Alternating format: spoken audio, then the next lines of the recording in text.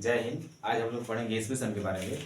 कल तक आपने पढ़ा था 129वां नंबर, आज हम लोग इसे 130वां पढ़ेंगे।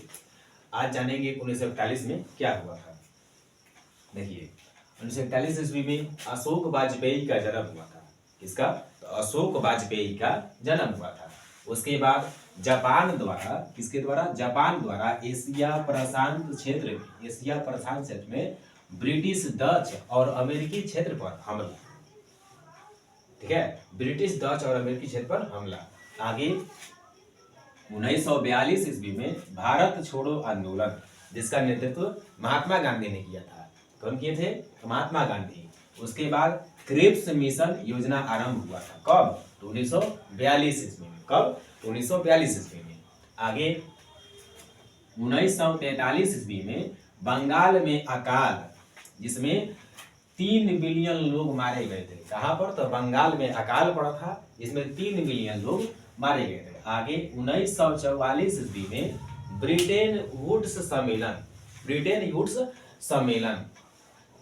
आगे पोलैंड के सैनिकों ने, कहां के सैनिकों ने? तो पोलैंड के सैनिकों ने जर्मनी के समक्ष आत्मसमर्पण किया।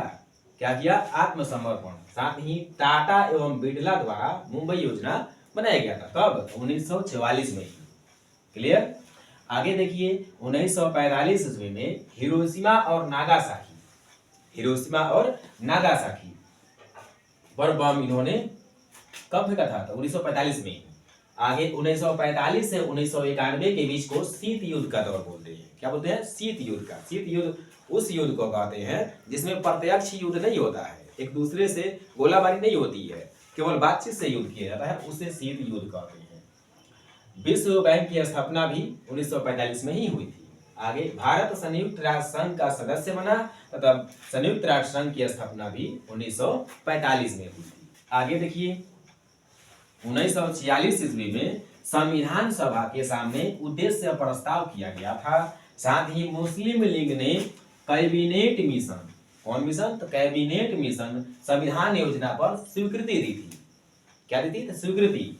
आगे अंतरिम सरकार का गठन भी 1946 में ही हुई थी। ठीक है। फ्रांस एवं वियतनाम में हानोई समझौता, कौन समझौता? तो हानोई समझौता हुई थी।